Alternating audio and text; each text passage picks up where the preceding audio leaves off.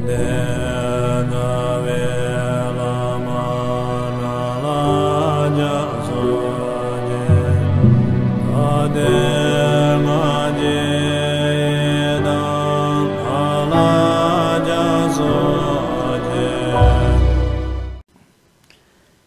good evening.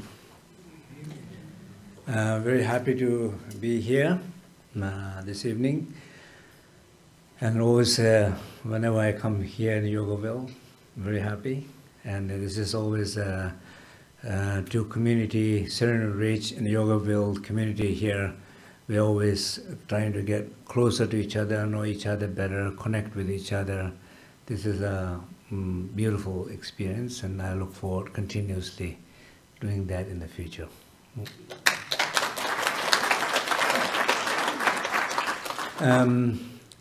Maybe just before I speak about the Burn tradition, our spiritual practices, I will just say a few words about His Holiness. His Holiness is the 33rd, the abbot, the Mary Monastery, which is the head of, basically the head of our tradition. So my own experiences with him, I remember very clearly around age 11 when I first time went into the monastery. I saw him in the next town, small town called Solon. I saw him in a hardware store buying construction materials. So it's from distance, I remember very clearly I saw with the blue tonga, what we call, he was wearing that. And that was it. So I went back, I told my mom, I saw this Lama, and they said that the head of the monastery. So next thing I went, saw him in the monastery, you know, so I did not know anything. So, but my parents, they sent me to the monastery, so I was, first thing I know, they cut my beautiful hair. My son, who just went in the Dharamsala, and he had a long hair, and when the school rule, the boarding school rule, you have to cut the hair, make it shorter, he was so mad. So I remember a little bit about, okay, around age 10, 11, that happened to me too. I was not mad, but so I enter into the monastery. Since then, you know, I grow under his blessings, his guidance, all basically until I finished Geshe degree. So he worked so hard. He cared about all the monks there. You know, even though monastery conditions were very, very poor, very difficult situation, but he always find a way to feed us, and came to sometime each individual's monk's house to make sure they have enough, you know, for the tea and the breads in the mornings. And so with a lot of hard work, both him and my other teacher, Tenzin Wangyal Rinpoche, for many years. So we finished first what we call Geshe, is that educational training. First Geshe, we were like six people. So since then, over so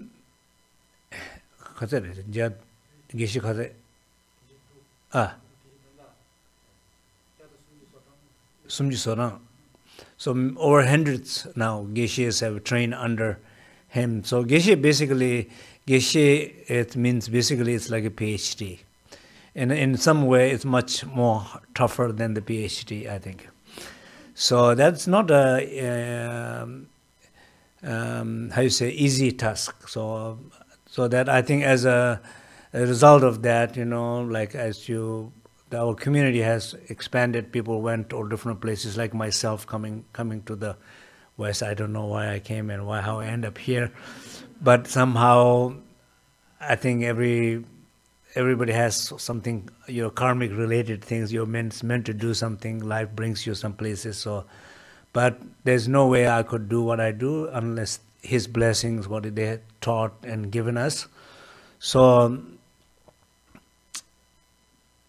just before he passed away, I think 2 weeks before, I had a dream, very clear dream, that in my dream he came, and I clearly knew that I needed to go and visit him.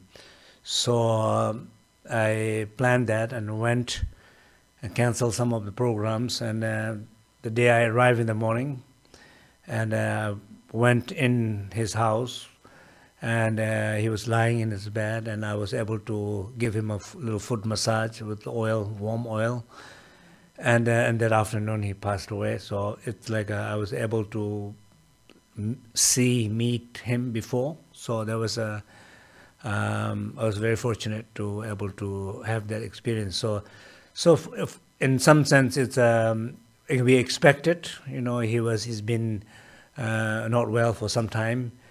But on the other hand, it was a great shock, loss for the Burn community all around the world. So I think in some sense, he's 90, so he lived a full life, very helped so many people, accomplished so many things, put the seed of Burn tradition in the world. After Chinese invasion in Tibet, we lost almost everything. But then able to rebuild that connection, put hundreds of seeds. So I think, so this is a new stage of our community. So now we are seeing how we continue, and this is, I think he have left and guided us so much. So we have to do our best to continue this, no? Yeah. So now, as a Burn tradition, it's a very rich and old tradition. According to the oral history of Burn tradition, it says 18,000 years, so which we don't have to prove, or I don't know anybody can prove, or hard to even believe probably. But one thing for sure, it's one of the oldest tradition on the earth, and it's not so much known around the world. It's in terms of the world population, but in terms of in Tibet, it's not the smallest one. It's probably one of the 5 main spiritual tradition in Tibet, and among 5 or 6 main spiritual tradition in Tibet, probably one of the largest one, big one. It's kind of spread out from all over Tibet. So, but it's not exactly following the line of Buddha Shakyamuni, because Buddha Shakyamuni is only over 2,500-600 years. So it's much older tradition. It actually is a tradition of root of Tibet. So all the unique characteristic of Tibetan Buddhism, which is in a way, it's a kind of unique. Tibetan Buddhism is a unique Buddhist tradition, unlike like in Thai, Theravada, Sri Lanka, and Japan, other places. So this uniqueness of Tibetan Buddhism is very much shaped by the civilization of Shangjung and the Burn tradition. So if you look like all the prayer flags, rituals, fumigation, very much connected with the nature, spirit of the nature, all this very mystical aspect of the Tibetan Buddhism has so much rooted in the Burn tradition. But of course, when Buddhism was introduced in late 7th century, 8th century, and then the Burn and Buddhism both were like very much mixed between each other. So it was for Buddhists to come into totally a new country, and a country where with very strong, rich tradition has been already rooted for hundreds and thousands of years, and it's not very easy. So of course, in the beginning there were some frictions, also historical frictions between two, but at the same time, both have to adopt from each other. For the Burn has to adopt some of the Buddhist philosophies, and the Buddhism very pure, something coming from India has to adapt to what the local culture and tradition. So they were very much what really becomes a unique Tibetan Buddhism, and also Burn has been also kind of evolved and changing. So, but as there are some things that I think is very, very unique to Burn tradition, and in the Burn tradition, we have something called 9 ways of Burn, and there is 3 different kind of 9 ways of Burn. One is called like a southern treasure, one is called northern treasure, one is called central treasure. The central treasure, I know it's a little boring and maybe complicated, but so the central treasure is very much a little bit more similar to the main line of the Buddhist philosophy. And the southern treasure is a little bit more like a unique to Burn, which is, it has also what we call 9 ways, 4 like causal vehicles, 4 vehicle of fruition, and the last one is called beyond cause and fruition. So it's like a non-dual path. So what does that mean is all the 9 ways is from, in some sense, is from very much basic principles of humanity, I guess. You know, like everybody has some sense of moment you are born, moment you are living in this world, you have some kind of basic views of the world without being, without being particularly trained by a specific religion, philosophy, or education, but some basic beliefs, basic sense of trust. So those basic beliefs are very much dualistic. Some sense of it is based on more like a dualistic view. So even though people say that superstition, for example, people say, I don't have a superstition, but everybody have idea of, you know, black cat crossing the road. Even iPhone, they skipped the number 9. They went into from 8 to 10, right? 8 to 10, right? So even iPhone has, I don't know, maybe they have a superstition, maybe it's a tactic of selling and marketing. But somehow everybody, I think in some sense, have a belief in something is good, something is bad, even though we all love the idea of non-dualistic, but duality is part of our very innate thing. And that duality in some sense of manifests in a different forms, in a different cultures, traditions. So I think the 4 causal vehicles are very much like that. But very important knowledge, knowledge such as divination, so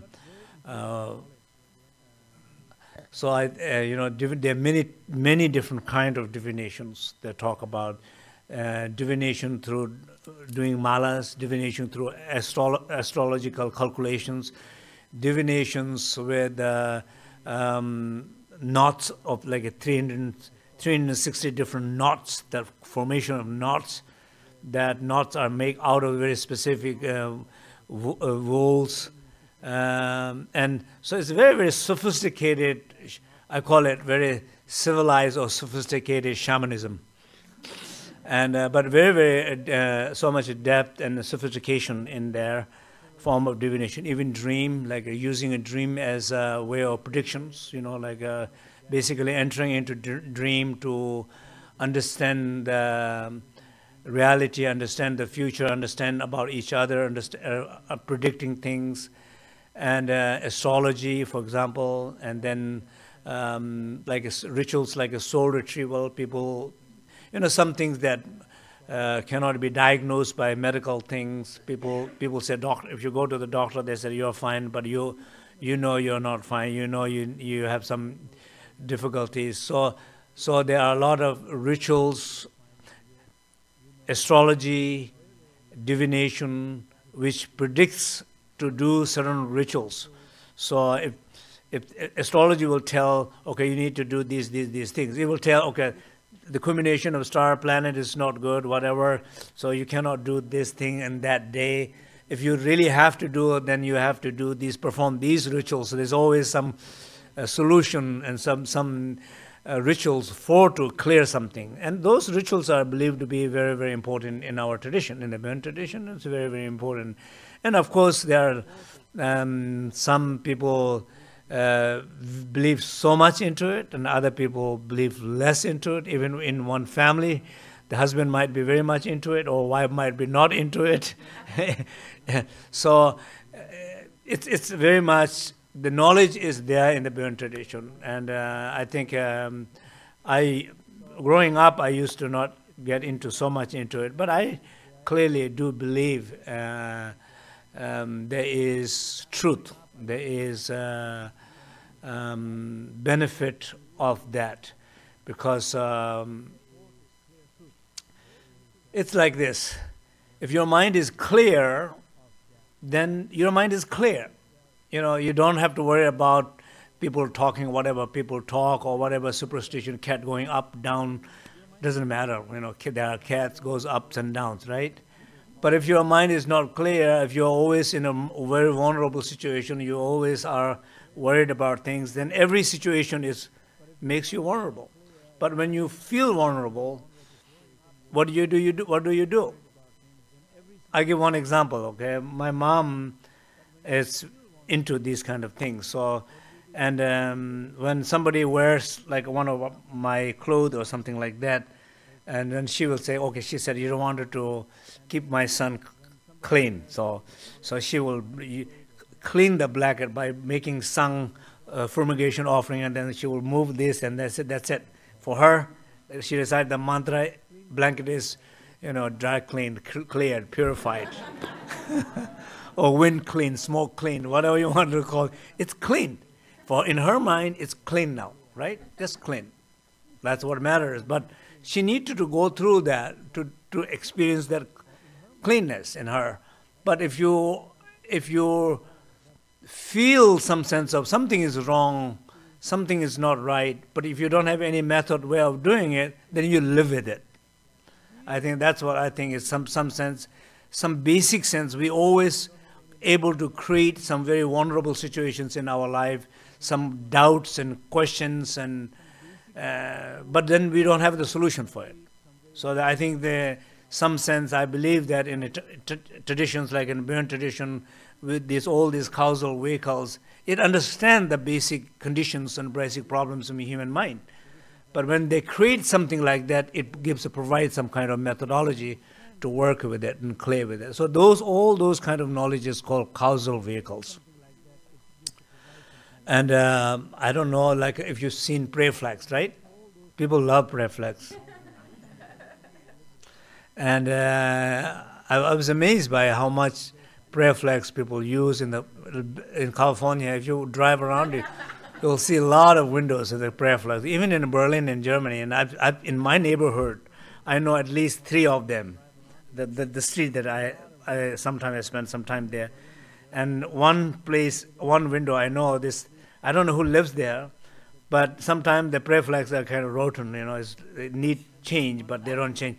So I have been supplying for the last 3 years. They don't know who I am. I throw the prayer flag up there, and I see next day they put a new one. And then after 1 year, the same thing. They're not buying another one. I said, okay, it's time to change. I throw in another one. So, but people are using everywhere, and of course, I wonder sometimes they know why they're using it. But a whole idea of raising prayer flag is raising your what we call wind horse, we call lungta, your fortune. So people go up high up in the mountain, and the peak up in the mountain where there's more exposure to winds. So they burn the fire. They make a smoke with sage and other incenses. They make a big smoke, then the smoke goes up, then they throw these pieces of paper where there's a wind horse prints and the mantra. So when the prayer flag is raised, these papers goes up in the sky. This is the idea of you raise your fortune and your luck and your vitality, all this energy through this wind. So wind is going up. it raises the prayer flag. So internally, it's your raising your fortune, and so people use that in the beginning of they start a new business, or they go to some big journey and trips. They do that in invoking the nature elements, spirits, and yeah. So basically, there are so many these form of rituals, so much practice in Tibet. So all these practices are in a way very unique to Tibetan tradition, and these unique form of Tibetan Buddhism tradition, they say they all come from Burma. And of course, sometimes some people were people who are very much intellectual and they don't believe in these kind of things, and they would sometimes say, "Oh, it's I heard a story that one of the Geshe who is philosophical trained and who did not believe in any of these kind of things. So he was talking about emptiness and that everything is a projection, and like talking all the time, giving classes on that. And one day he gets sick. So he gets sick, he's not getting better, and then he goes in the kitchen saying, I have to do the ritual. So then he makes the torma, and in the end, he was trying to do some rituals because he did not know what else to do. The theory of emptiness did not work for him, right? So it's very much rooted in Tibetan culture, and yeah. So I think in some sense there are deep knowledge like that. I think it's very, very important to preserve. What I believe it's important to, regardless of you believe or not, regardless of I believe or not, these are part of our tradition, our culture, and they need to be preserved as they are for the future, for future generations. And there might be somebody out there who absolutely need it, and so it's not about me, right? It's not about me, or it's about one person or a small group of people. It's about preserving a knowledge, something has been coming down for thousands of years, and preserving it for the future, somebody who might need it. Preserving the culture, because that we as a Tibetan culture and tradition, we face that danger so many times, So our teachers, when they came first time in India, they worked in a road construction in India, imagine, right? Road construction, making a road.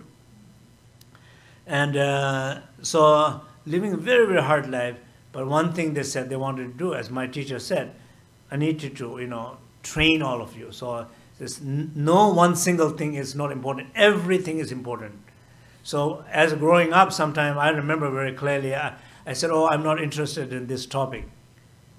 And my teacher got really, really mad, He said, you're very selfish, So it's not about you. It's about preserving it for the future. It's about being the container to hold, not something will not disappear during our time. And so he always, that is what he believed in, and that is how he taught everything down to us. And of course, then whatever some specific things that you're interested, you get more focus on that, and some other things you get less focus on that. But he made sure that everything what he learned, he taught to us, So, and one group, at least there were 6 of us, we finished it. And during that time, he ate the same food we ate, very, very, very, very basic, I remember going to one of the minimum security prison here to teach meditation, and when I saw how they were living there, they were living much more comfortable there. We left to live in the monastery, and their food was much better. And I was telling him, think about, some of them are there like a few years there. So I said, think about, you are in the monastery for a few years, full retreat for free. And actually, that's what they're doing. They were practicing every single day, and they have access to books, and their teachers coming, like myself, coming there to teach. So it's like that. It was very, very hard the way we grow up, but we, some sense, we preserve. I think with the blessing and hard work of our teachers, we made this bridge here. Let's see. The other part of the tradition is more like a tantric form. Tantric form is more practices, teachings related with like yoga, like what we call salung, visualization. Basically, it's like a transformation, path of transformation. So it's like there are a lot of practices that through visualization, through yoga, breathing, transforming our ignorance, transforming our 5 poisons into wisdom. So it's like a more path of transformation. So we call ngak, basically, is a form of tantra. And the last form is what we call, it's a dzogchen, it's a path of great perfection. Path of great perfection is basically is the nature of mind. It's in our true essence. So everybody have your own true essence, your own nature of mind. So it's about basically self-realization, basically realization of yourself, your essence, who you are, the path of self-realization. That path, I think, in some sense, also shared by many other traditions also, but the approach of transmission, the teaching, the literature, they are different. But in the end, I think either it's an approach of renunciations, like a sutra, the monastic disciplines, or the path of transformation in yogis with the long hairs and so on, or like a very solitude, you live a whole your life into the cave and just gazing sky and meditating. So many different approaches, and all approach meant to be, it's overcoming deep root ignorance, liberating from one's own ignorance, right? So I think that's really like either it's 9 ways or 3 paths, what we call path of renunciation, sutra, path of transformation, tantra, and path of liberation called dzogchen. So it's like overcoming your own ignorance, your own negative emotions, but different ways. One, you renounce it. One, you transform it. One, you liberate, means leave it as it is. So how many of us you're able to leave as it is, right? Does that make sense? Like when you have a, I don't know, like when you have a deep fear. So let's talk about maybe deep fear. Let's talk about death, right? So idea of sickness, death. When you think about sickness, death, it's fearful. And when you think about what you wanted to do about it, it's interesting. I was always think about this. One of the problems, it seems like we always wanted to do something, right? We wanted to fix the death. How are you going to fix the death? So any time when we are in trouble in some form or other, we wanted to fix it right away. Okay, some things probably, yeah, we have to fix it. But other things like there's nothing to fix. You just have to be fully, you wanted to have fully peace with the situation. That's the only thing. It's not about fixing anything. It's about having peace with the situation. So maybe if you look at in your life, there are a lot of things we can think of. Yes, I can fix it. I can fix it. I should fix it. I'm fixing it. It's working quite well. Right? Good for you. But don't think everything in life you will do that approach. Because there are some situations there's nothing to fix about it. You just have to have complete peace with it. And every approach trying to fix it, change it, it's waste of energy, waste of effort, and you will never be able to fix it anyway, but every attempt is losing energy. It's a struggle. So if you think about that, so the path of Dzogchen is in a way, that's what it is. It's called path of liberation. It's saying accepting as it is. But like a peacock does not avoid, runs away from the poisons, or peacock is not trying to keep very busy trying to change the poison. Peacock eats the poison. And the poison makes peacock more beautiful, more colorful. So every challenge in our life, you can live with it fully, accept it fully, be completely open to it, have total peace with it, then only every challenge will make you grow more, make you stronger, make you richer, make you grow more, make you feel more fuller. By being open, accepting it, not by affected by it, not by trying to seeing something wrong in it and working so hard to change it and going through so much pain of failure of changing it. That doesn't work, right? That path sounds interesting, right? Well, that's what I'm trying to say. Is that path is interesting. It's true. That path is interesting. And that is what we call Dzogchen path of Dzogchen. It's very interesting. And we pray for that. We pray, may I have a strength to understand that way.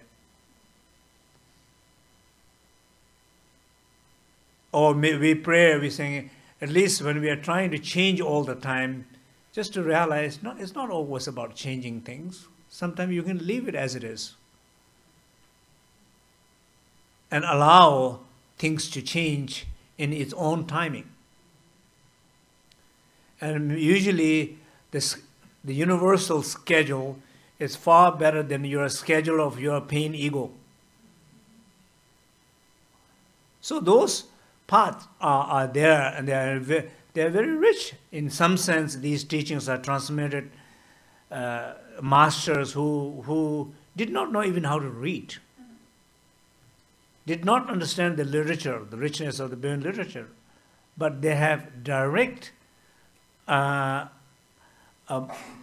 transmission from master to student with very few words, maybe very few lines, but to the point, makes complete sense. It's like a password. You're getting the password, right? To open the treasure of the universe. So those form, I think, in the Burn tradition, that knowledge is there. I think those also are practiced by very, very small groups of people, practice these yogic traditions, and a very, very tiny kind of lineage, but it was always there. And so I sometimes, anyway, I feel much more closer to that approach. I'm not saying I understand or I have realization, but I'm saying I feel more closer, and I pray to that approach to more have in my life, and at the same time respect all the richness of the tradition and trying to do anything possible to preserve it. But this is what my teachers have taught me, to preserve. If it doesn't make any sense to you, preserve it still. You do it for others, do it for the tradition, do it for the future, do it for preserving our knowledge on the earth. If you can serve, you can do that. If you're in a position to do that, if you don't do that, that will be bad. So that's what I believe, and that's what my work for last 25 years. That's been my approach to trying to preserve in the Burn. It's in every form what it comes in the tradition, and I trying to do that. So that's all. And maybe if there are some, questions or something. You spoke about the 5 poisons, and what specifically in your tradition, what do you mean? Yeah. So the question is, what is the 5 poison? So the 5 poison, usually in our tradition, we say like ignorance, anger, attachment, jealousy, and pride. So these are more considered as a 5 poison. And but then there will be 3 root poisons like ignorance, anger, and attachment, aversion and attachment. Like so ignorance is like a lack of self-realization, which manifests out as a doubt. So when you are doubtful, then whatever happens, either you grasp it or you reject it. So you don't have a sense of neutrality, acceptance of the things. So if you, how you say, it's interesting that you can observe yourself. Like if you find yourself in a place where people are having some conversation, and you listen to them, you hear they're having some conversation, and you said, I'm not interested in it. You immediately, you're hearing it, you're just close, right? Have you noticed that? If there's something that you're not learning, that means you're close to that. It's exposing to you all the time. For me, German language is a little bit like that, for me. I've been there so many years, but I realize I'm close. And I'm experimenting myself. Okay, I'm close. Yes, I'm close. So I'm trying to open. So what I'm trying to do, open. When they're talking, I'm trying to be very interested, listening to it. But I can still see there's some sense of that connection is not there, right? So you very unconsciously you shut down, or you very consciously you can stay very open to certain things. So either you get attached to it or you reject it based on ignorance. So these are called 3 root poison, or 3 root poison, 5 negative poisons, and then 84,000. Yeah, so there's no luck of it. I'm sure more new ones are coming, right?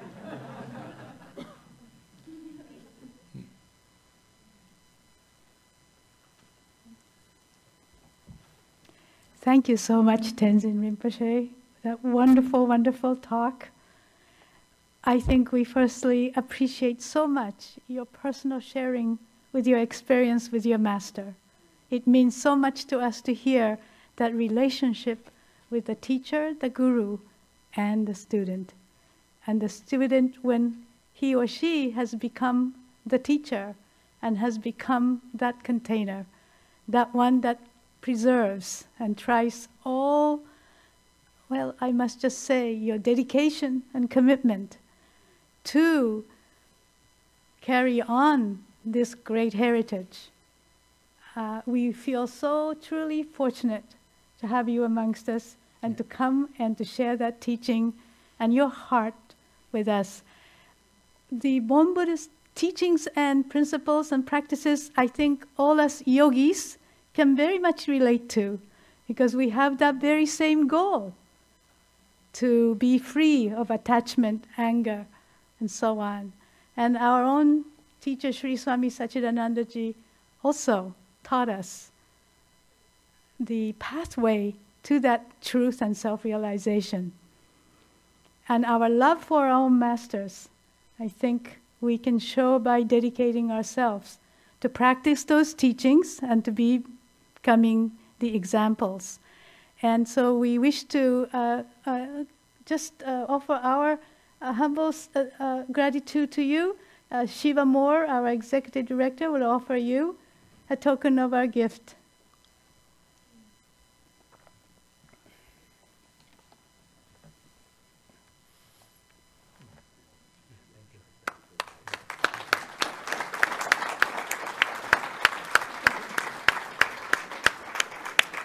If you could stay there for a moment, we would like to offer 3 Mahamrityunjaya mantram, and we do a closing prayer.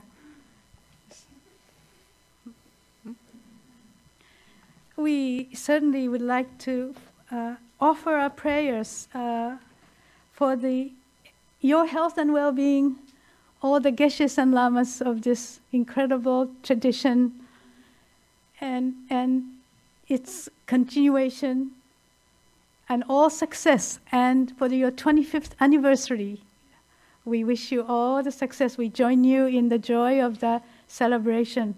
And may it see many, many, many more years. Om Trayambakam Yajamahe Sugandhin Pushtivatanam Urvarukamive Vandanan Mrityo Mukshiya Mamritat. Om Trayambakam Yajamahe Sugandhin Pushtivatanam Urvarukamive Vandanan Mrityo Mukshiya Mamritat. Om Trayambakam Yajamahe Sugandhin Pushtivatanam Urvarukamive Vandanan Mrityo Mukshiya Mamritat. Om Shanti Shanti Shanti. We worship you, all seeing one, fragrant you nourish bounteously. From fear of death may you cut us free, to realize immortality. Om Shanti Shanti Shanti. Asato ma satgamaya, tamaso ma jyotirgamaya, mrityo mahamritam gamaya. Om Shanti Shanti Shanti. Lead us from darkness to your will. Lead us from darkness to the light. Lead us from the fear of death to knowledge of immortality.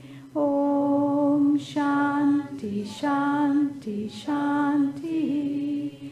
Om Sahanao Bhavatu Sahanao Bhunaktu Saha Viryam Karavahai Tejasvinavati Tamastu Ma Vidvishavahai.